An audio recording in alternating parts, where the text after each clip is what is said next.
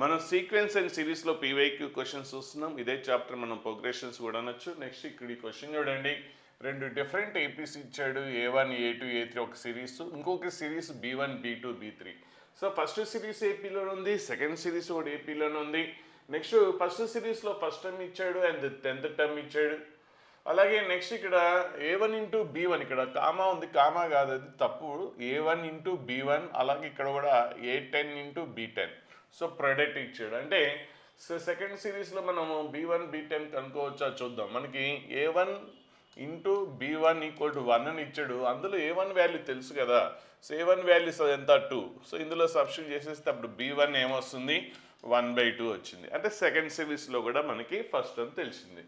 అలాగే ఇంకొకటి ఇచ్చాడు A10 ఇంటూ B10 కూడా మనకి ప్రొడక్ట్ ఎంత ఇచ్చాడు, అది కూడా 1 అన్నాడు. సో అది కూడా 1 అన్నాడు. సో A10 అంటే ఆల్రెడీ మనకు తెలుసు కదా ఎంత 3. సో ఇక్కడ 3 సబ్స్టిట్యూట్ చేసేసాం అనుకోండి, అటు వెళ్ళిపోతే అప్పుడు B10 3 అటు వెళ్ళిపోతే ఏమొస్తుంది 1/3 వస్తుంది. సో సెకండ్ సిరీస్లో కూడా 10th టర్మ్ తెలుసు. సో ఫస్ట్ ఇప్పుడు A4 ఇంటూ B4 అడిగాడు. A4 ఇంటూ B4 అంటే ఫస్ట్ సిరీస్లో 4th టర్మ్ ఇంటూ సెకండ్ సిరీస్లో 4th టర్మ్. సో ఫస్ట్ సిరీస్లో 4th టర్మ్ అంటే అందులో first term into common difference. So first సిరీస్కి కామన్ డిఫరెన్స్ D1 అనుకుందాం, సెకండ్ సిరీస్కి కామన్ డిఫరెన్స్ D2 అనుకుంటే అప్పుడు ఏంటి first term into, so 4th term కాబట్టి 3 into common difference. So common difference ఏంటి D1. అలాగే సెకండ్ సిరీస్లో first term B1, so 4th term అంటే 3 into common difference. So second సిరీస్కి కామన్ డిఫరెన్స్ D2 అనుకోండి. అంటే ఇప్పుడు A1 ఆల్రెడీ తెలుసు మనకి, B1 కూడా తెలుసు. సో D1 అండ్ D2 కనుక్కుంటే మనకు ఆన్సర్ వచ్చేస్తుంది. సో దీని నుంచి మనకి సో ఫస్ట్ సిరీస్లో A1 ఫస్ట్ టర్మ్ ఎంత 2, 10th term 3. So 10th term అంటే ఏంటి first term plus 9 into D equal to 3. So A1 ఎంత 1 2 కదా. సో దీని నుంచి 9D ఈక్వల్ టు 2 అటు పోతే 3 - 2 ఎంత, సో సారీ 3 - 2 ఈజ్ 1 వస్తుంది. సో D ఈక్వల్ టు ఏంటి 1/9. సో ఇది ఫస్ట్ సిరీస్లో మన కామన్ డిఫరెన్స్ D1 అనుకున్నాం. రెండు సిరీస్లు ఉన్నాయి కాబట్టి సో మామూలుగా అయితే కామన్ డిఫరెన్స్ D అనుకుంటాం. రెండు సిరీస్ ఉన్నాయి కాబట్టి ఫస్ట్ సిరీస్కి కామన్ డిఫరెన్స్ సో మనం ఏంటి D1 అనుకుంటే అప్పుడు ఏంటి 1/9 వస్తుంది. So first series common difference వచ్చింది. అలాగే సెకండ్ సిరీస్కి కామన్ డిఫరెన్స్ సో ఏంటి B1 తెలుసు, B2 B10 తెలుసు. సేమ్ ఇదే వేలో సో B10 అంటే ఏంటి first term plus 9 into D. Second series కాబట్టి కామన్ డిఫరెన్స్ ఎంత D2. సో B1 వాల్యూ తెలుసు, B2 తెలుసు. సో ఇదంతా B10 అంటే ఎంత 1/3. B1 అనేది లెఫ్ట్ సైడ్ వచ్చేస్తే -1/2 equal to 9 into D2. So ఇది ఎల్సిఎం చేసేస్తే -1/6 వస్తుంది. సో -1/6, 9 కూడా ఇటు వచ్చేస్తే అప్పుడు D2 ఈక్వల్ టు -1/6 ఇంటూ 9 54 వస్తుంది. సో D2 ఈక్వల్ టు -1/54 వస్తుంది. సో ఇందులో సబ్స్టిట్యూట్ చేసేసి మీకు ఆన్సర్ వచ్చేస్తుంది. A1 తెలుసు, D1 తెలుసు, B1 తెలుసు, D2 అని తెలుసు. అన్నీ సబ్స్టిట్యూట్ చేసేసేయండి, మీకు ఆన్సర్ 3rd వన్ వస్తుంది. కామా కాదు ఇంటూ అది. సో నెక్స్ట్ ఈ క్వశ్చన్ 2023లో వచ్చింది. ఇట్లా ఒక్కోసారి ఇట్లా లెంతీ క్వశ్చన్స్ వస్తాయి, తొందరగా ఐడియా కూడా రాకపోవచ్చు, ప్లస్ లెంతీ క్వశ్చన్. సో అలాంటప్పుడు మీరు పెద్దగా టెన్షనే పడక్కర్లేదు, వేరే వాళ్ళు కూడా చాలామంది చేయలేరు. ఒకవేళ చేస్తే మాత్రం చాలా అడ్వాంటేజ్, మిగిలిన వాళ్ళందరికంటే కూడా మీరు చాలా ముందుకు వెళ్ళే అవకాశం ఉంటుంది. చేయకపోయినా కూడా నేను అదే క్వశ్చన్ లెంతీ ఉంది కదా అని మీరు ఎగ్జామ్లో టెన్షన్ పడాల్సిన అవసరం లేదు. చాలామంది 99% చేయరు. మీరు చేశారంటే చాలా ముందుకు వెళ్తారు. ఇలాంటి 1-2 క్వశ్చన్స్ చేసినా కూడా మిగిలిన వాళ్ళకంటే చాలా ముందుకు వెళ్ళే అవకాశం ఉంటుంది. కాబట్టి చేస్తే హ్యాపీ, చేయకపోయినా కూడా బాధ లేదు, కానీ చేస్తే ఇంకెక్కువ హ్యాపీ. సరే ఇక్కడ 3 టర్మ్స్ ఇచ్చాడు PQR. Next x power of PQ square, x power of PQ square is equal to y power of QR equal to z power of, ఇక్కడ తప్పడింది P స్క్వేర్ ఇంటూ R, జెడ్కి power P square into R.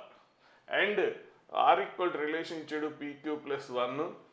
So such that ఈ terms ఇచ్చి, ఈ 4 terms ఇచ్చి లాగ్లో ఇచ్చి అది ఏపీలో ఉందన్నాడు. మళ్ళీ అందులో కామన్ డిఫరెన్స్ 1/2 అయితే దీని వాల్యూ కనుక్కోమన్నాడు. సో మీరు చేయగలిగిన వస్తుంది అనిపించిన ఫస్ట్ రౌండ్లో మాత్రం ఈ క్వశ్చన్ని సెలెక్ట్ చేసుకోవద్దు. సో మ్యాథ్స్ లెంతీగా ఉంటుంది కాబట్టి తక్కువ మార్కులు వచ్చినా కూడా మంచి పర్సంటైల్ వస్తుంది. సో ఇది సెకండ్ లిస్ట్లో పెట్టుకోండి. అంటే ఫస్ట్ రౌండ్ కాకుండా సెకండ్ రౌండ్లో చేయడం, సెకండ్ ఆర్ థర్డ్ రౌండ్లో చేయడం బెస్ట్. అసలు ఐడియా రానప్పుడు థర్డ్ రౌండ్కి వెళ్ళాలి. సరే, సో ఇక్కడ చూడండి, ఎక్స్ పవర్ ఆఫ్ ఏం ఇచ్చాడు, pq square equal to y power of qr ఇచ్చాడు.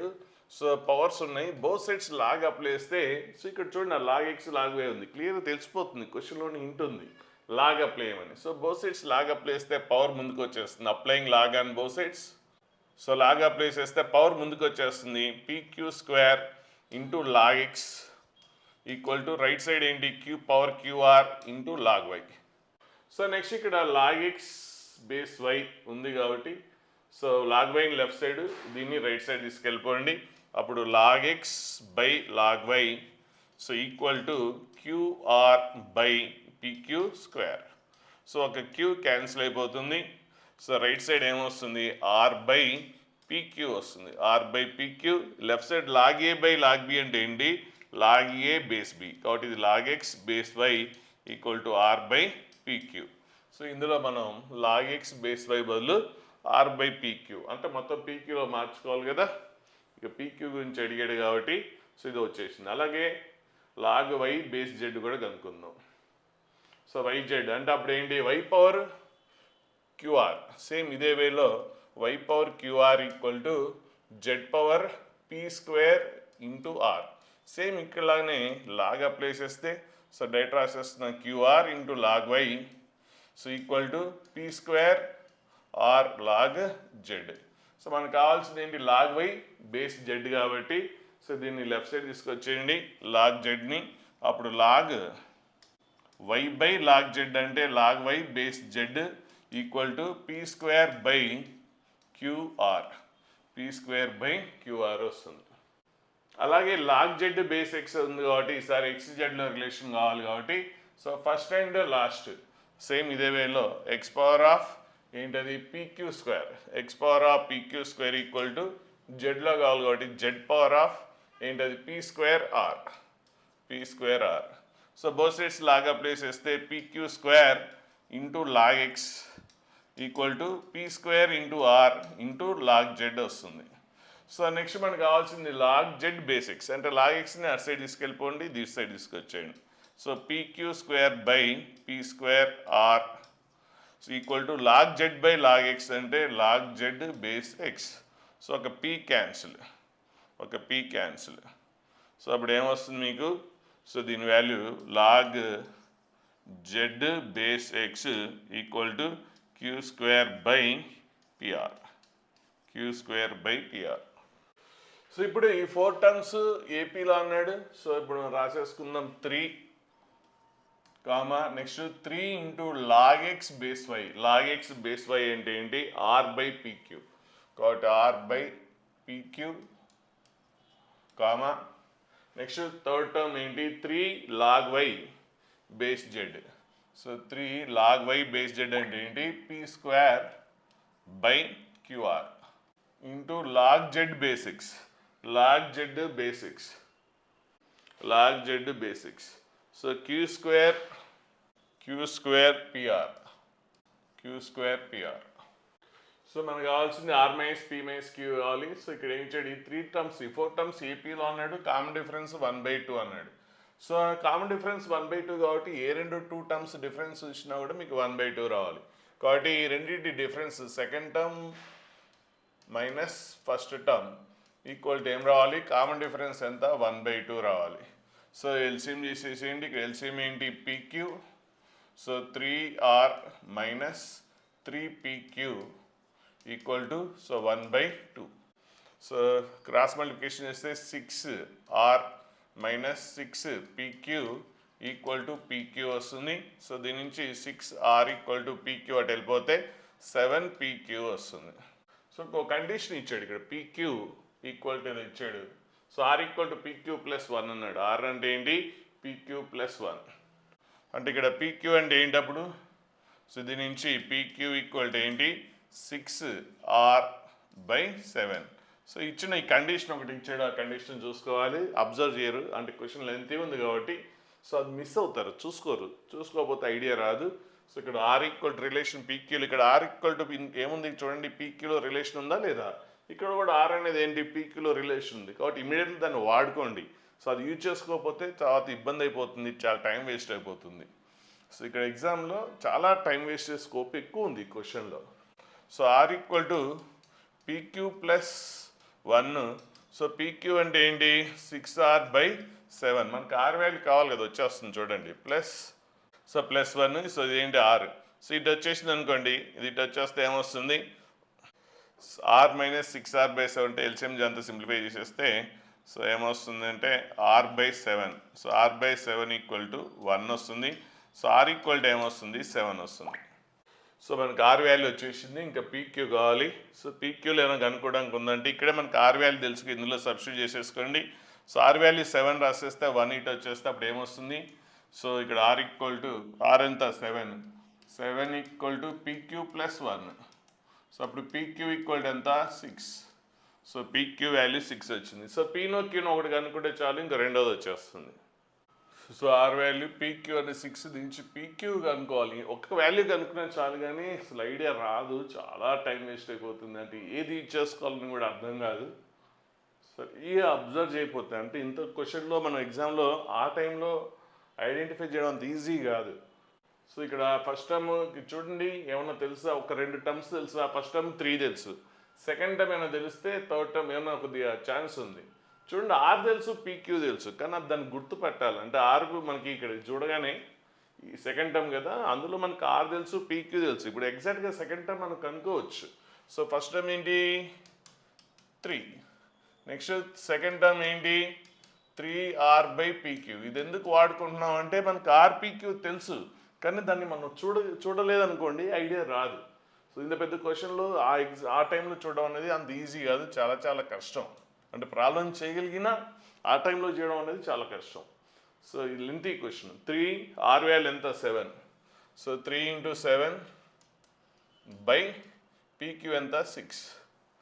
సో సెకండ్ టర్మ్ వచ్చేసింది. సెకండ్ టర్మ్ ఏంటి 21/6. దీనివల్ల లాభం ఏంటంటే మన కామన్ డిఫరెన్స్ తెలుసు కదా, థర్డ్ టర్మ్ కనుక్కోవచ్చు. సో థర్డ్ టర్మ్ ఏమొస్తుంది second term plus common difference. So second term ఏంటి 21/6 + 1/2. సో ఎల్సిఎం చేస్తే 6, 21 + 3, సో 24/6 అంటే 4 వస్తుంది. So third term 4. మరి థర్డ్ టర్మ్ ఏంటి ఇక్కడ చూసుకోండి, థర్డ్ టర్మ్ ఏంటిది, సో దీని వాల్యూ 4, దీని వాల్యూ 4. సో ఆల్రెడీ మనకి ఏమైనా ఇచ్చిన ఇన్ఫర్మేషన్ అక్కడ వాడుకుంటే ఇప్పుడు పీక్యూలో ఇంకొక రిలేషన్ రావచ్చు. ఆల్రెడీ మనకి పీక్యూలో ఒక రిలేషన్ తెలుసు, పీక్యూ ఎంత ఇది, సో పీక్యూ అనేది 6 ఆల్రెడీ తెలుసు. సో ఇదేంటి third term. So third term ఏంటి మనకి తెలిసిన థర్డ్ టర్మ్ ఏంటి 3p² సో ఇందులో మనకు ఆర్ వాల్యూ తెలుసు, సో ఆర్ వాల్యూ సబ్స్టిట్యూట్ చేసేసేయండి.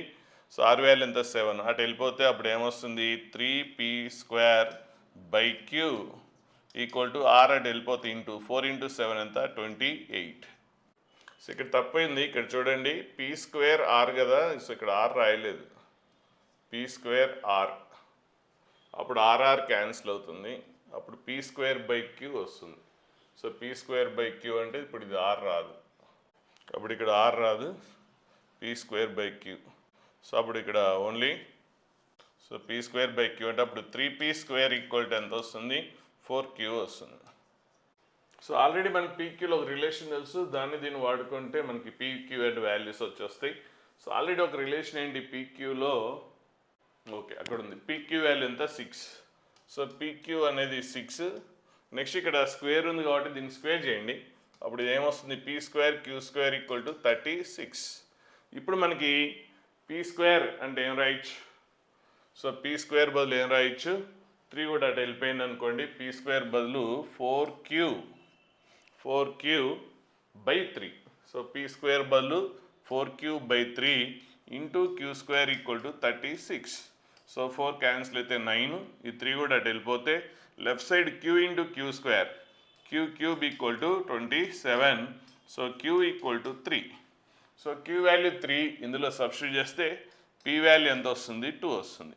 సో p తెలుసు, q తెలుసు, r తెలుసు. సో r వాల్యూ ఎంత 7, p వాల్యూ ఎంత 2, q వాల్యూ ఎంత 3. సో ఆన్సర్ ఏమొస్తుంది 2 వస్తుంది. యాక్చువల్గా ఈ క్వశ్చన్ ఎగ్జామ్లో చేయకపోతేనే బెటర్. అంత టైం తీసుకుంటుంది, మధ్యలో ఇబ్బంది ఆగిపోయే ఛాన్స్ ఎక్కువ, స్టక్ అయ్యే ఛాన్స్ ఎక్కువ ఉంది. సో కొద్దిగా అటు ఇటు చూసుకుసరి చూడకపోయినా కూడా మిస్టేక్ అయ్యే ఛాన్సెస్ ఎక్కువ ఉన్నాయి. సో ఇక్కడ మనం టర్మ్ ఇది ఐడెంటిఫై చేయడం అంటే థర్డ్ టర్మ్ కనుక్కున్నాం, అది కొద్దిగా ఐడెంటిఫై చేయలేకపోయినా కూడా రాదు. అంటే ఏం చేయాలా అన్నది ఎక్కువ మనం థింక్ చేసి టైం వేస్ట్ చేస్తుంటాం. ఎగ్జామ్లో టైం ఎక్కువ వేస్ట్ అవుతుంది, అందులో టెన్షన్ ఉంటుంది కాబట్టి ఎగ్జామ్ టైం ఇంకెక్కువ టైం వేస్ట్ అవుతుంది. సో మనం ప్రాక్టీస్లోనే తెలుసుకోవాలి. ఎగ్జామ్లో ఫస్ట్ మనం ఏ క్వశ్చన్స్ అటెండ్ చేయాలి, సెకండ్ రౌండ్లో ఏం అటెండ్ చేయాలి, థర్డ్ రౌండ్లో ఏంటి అనేది మనం ప్రాక్టీస్లో వీకెండ్స్లో రాసే ఎగ్జామ్స్ వల్లనే మనం ఆ ఫిల్టర్ చేసుకోవాలి. ఐడెంటిఫికేషన్ చేయడం అనేది మీరు నేర్చుకోవాలి. నెక్స్ట్ ఇక్కడ ఈ క్వశ్చన్ చూడండి, ఇది చాలా లాజిక్, అంటే ఈ లాజిక్ అనేది చాలా ఇంపార్టెంట్. సో 2024లో వచ్చింది. Least value of K. So ఇక్కడ టర్మ్స్ ఇచ్చాడు 4^1 + x. సో అంటే దాన్ని 4/4 అని రాసుకోవచ్చు, సారీ 4 × 4 అని రాసుకోవచ్చు. నెక్స్ట్ 4^1 - x అంటే 4/4 అని రాసుకోవచ్చు. సో అలాగే ఇంకో టర్మ్ ఏంటి k/2. నెక్స్ట్ ఇంకో టర్మ్ ఏంటి 16^x + 1/16^x. సో ఇందులో 4 కామన్ తీసేసుకోవచ్చు, 4 కామన్ వచ్చేస్తుంది కాబట్టి 4^x + 1/4^x. సో ఇదేంటి k/2. సో ఇది కూడా 4లో రాద్దామా, సో ఏ పర్లేదు అలాగే ఉంచిన ఏం కాదు.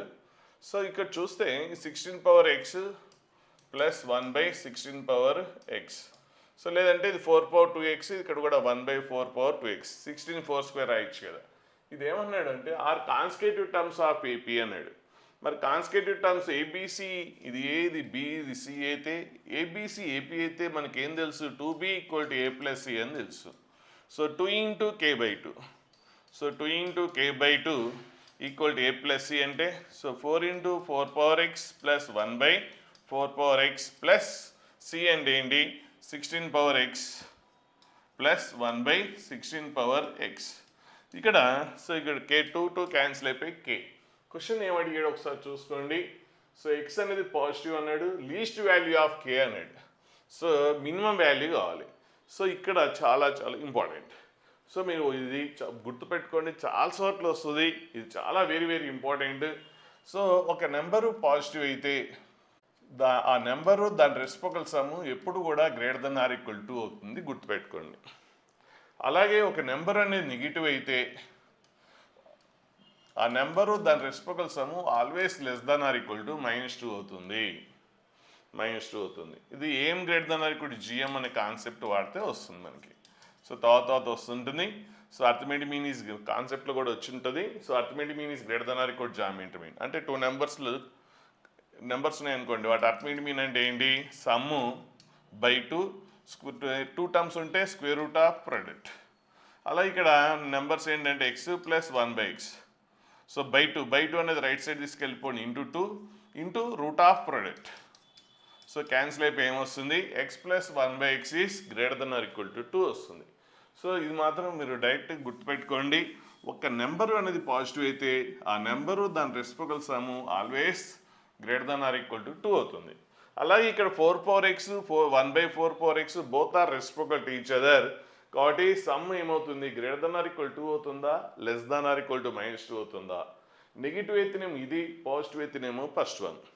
మరి ఇక్కడ నెగిటివా పాజిటివ్ అంటే ఎక్స్పోనెన్షియల్ ఎప్పుడు కూడా నెగిటివ్ అవ్వదు, ఎక్స్పోనెన్షియల్ ఎప్పటికి కూడా నెగిటివ్ అవ్వదు. కాబట్టి ఇదేంటి పాజిటివ్ కాబట్టి మనకి క్లియర్గా 4 ఏంటి, ఒక నెంబరు దాని reciprocal some 4^x + 1/4^x is always > 2.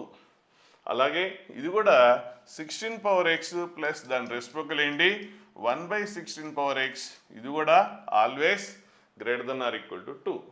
So ఇప్పుడు మనకి k సో 4 × దీని వాల్యూ ఏంటి <2 2 ఆర్ మోర్. సో <2 ప్లస్ ఇదేంటి దీని వాల్యూ కూడా <2. సో అప్పుడు 4 × 2 ఎంత వస్తుంది, దీని వాల్యూ <8 వస్తుంది. సో ప్లస్ <2 అంటే అప్పుడు ఏమొస్తుంది, k వాల్యూ ఈస్ సో >